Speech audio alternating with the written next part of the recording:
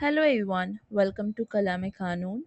तो आज हम लोग इस चैनल पे जुड़े हैं क्योंकि मैं आप लोगों के लिए एक सीरीज़ लेकर के आ रही हूँ जो कि बेयर एक्ट सीरीज़ है। चाहे कोई भी एग्ज़ाम हो, चाहे आपकी सेमेस्टर एग्ज़ाम हो, जुडिशरी हो, एपीओ एग्ज़ाम्स हो, लॉ से रिलेटेड जितने भी एग्ज़ाम्स हैं ना, उसमें बेयर एक्ट मस्ट है पढ़ना, क्योंकि बेयर एक्ट से ही ज़्यादातर क्वेश्चन पूछे जाते हैं। हमारा बेसिक्स है बेयर एक्ट, और हम बेयर एक्ट को ही स्किप करते हैं क्योंकि ऑफ कोर्स उसकी लैंग्वेज इतनी सिंपल नहीं होती है कि हमें समझ आ जाए। तो बस उसी लैंग्वेज को, बेयर एक्ट की लैंग्वेज को सिंपल करके आप लोगों तक पहुंचाने का एक ज़रिया है, और उसी के थ्रू मैं बस यही चाहती हूँ कि आप लोगों को भी bare act to the point, line by line सही से समझ आ जाए, ताकि आपको किसी भी एग्ज़ाम में प्रॉब्लम ना हो। तो इस बार जो हम लोग स्टार्ट कर रहे हैं सब्जेक्ट से, वो भारतीय साक्ष्य अधिनियम है। ये एक न्यू क्रिमिनल लॉ है जो कि रिप्लेसमेंट है बेसिकली एविडेंस एक्ट की। तो हम लोग स्टार्ट करते हैं। स्टार्ट करने से पहले हम आपको बता दें कि आज हम लोग कंटेंट को डिस्कस करेंगे। अब आप लोग बोलेंगे कि इसमें इतना इम्पोर्टेंट क्या है, और बेसिकली ज़्यादातर क्वेश्चन जो है वो डायरेक्ट सेक्शन वाइज भी आता है, और हम लोग इस बात को डिस्कस करेंगे कि कौन से चैप्टर्स इसमें से इम्पोर्टेंट है एंड कौन से चैप्टर्स हैं जो हमारे पास अगर बाद में टाइम बचता है या फिर थोड़ा सा लेस इम्पॉर्टेंट है, जिसमें हम कम ध्यान दे सकते हैं। ठीक है, इम्पॉर्टेंट तो सारा होता है, लेकिन कुछ चैप्टर्स ऐसे होते हैं जो बहुत ज़्यादा इम्पोर्टेंट होते हैं, जिसमें हमें ज़्यादा ध्यान देना है। तो बस वैसे इम्पोर्टेंस चैप्टर मैं आपको इसमें बताऊंगी। सबसे पहला चैप्टर जो है ना, वो इंट्रोडक्टरी चैप्टर है, जिसमें आपको शॉर्ट टाइटल वगैरह डेफिनेशंस आपको बताया जाएगा।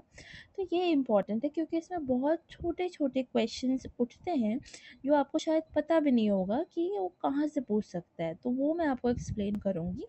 तो पहला चैप्टर हम देखिए पढ़ाएंगे सारा, ऐसा मत समझिएगा कि एक्सप्लेन नहीं होगा, जो इम्पोर्टेंट नहीं है उसको एक्सप्लेन नहीं करें। हम आपको सारा एक्सप्लेन करेंगे।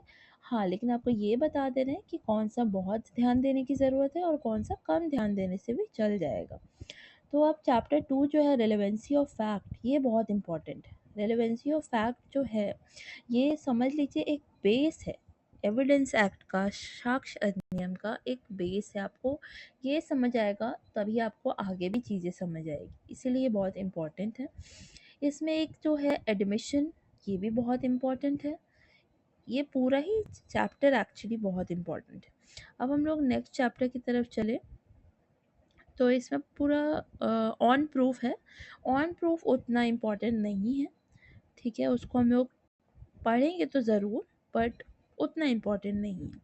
उसके बाद oral evidence and documentary evidence is very important again. ये दोनों ही चैप्टर्स बहुत इम्पोर्टेंट है क्योंकि ये एविडेंसेस की बात करती है। नेक्स्ट इम्पॉर्टेंट जो है वो बर्डन ऑफ प्रूफ है। बर्डन ऑफ प्रूफ भी बहुत इम्पॉर्टेंट है। बर्डन ऑफ प्रूफ के बाद जो हमारा इम्पॉर्टेंट चैप्टर है वो है स्टॉपल। स्टॉपल भी बहुत इम्पॉर्टेंट है। उसके बाद जो बहुत इम्पॉर्टेंट है वो एग्जामिनेशन ऑफ विटनेसेस। ये एग्जामिनेशन ऑफ विटनेस पे बहुत इम्पॉर्टेंट चैप्टर है, जो आपको बताएगा कि आपको विटनेसेस को एग्जामिन कैसे करना है। और लास्ट जो चैप्टर है 11, वो भी इम्पॉर्टेंट है। तो इन सब पे हम ज़्यादा ध्यान दें। देखिए, एविडेंस एक्ट एक ऐसा सब्जेक्ट है ना कि आपको इसमें बहुत ध्यान देने की ज़रूरत है। जिसका एविडेंस एक्ट अच्छा है, ठीक है, जिसका एविडेंस एक्ट में बहुत अच्छा ग्रिप है, उसका प्रैक्टिस भी बहुत अच्छा है। ये सिर्फ एग्ज़ाम बेसिक के लिए इम्पॉर्टेंट नहीं है, एविडेंस एक्ट प्रैक्टिकल लाइफ में भी बहुत इम्पॉर्टेंट है। वही लोग के केसेस बहुत अच्छा जीत पाते हैं या बहुत अच्छा उनका प्रैक्टिस चलता है जिसका एविडेंस एक्ट में कमांड अच्छा है। इसीलिए हम लोग इस एक्ट से शुरू कर रहे हैं, तो हम लोग इसको बहुत अच्छे से अंडरस्टैंड करेंगे। तो अगर आप लोगों ने मेरे चैनल को सब्सक्राइब नहीं किया है ना, तो जल्दी से सब्सक्राइब कर लीजिए और मेरे साथ इस सीरीज़ में जुड़ जाइए। तो आज के लिए इतना ही, कल से हम लोग इसको स्टार्ट करेंगे। तो मिलते हैं फिर कल। Good bye.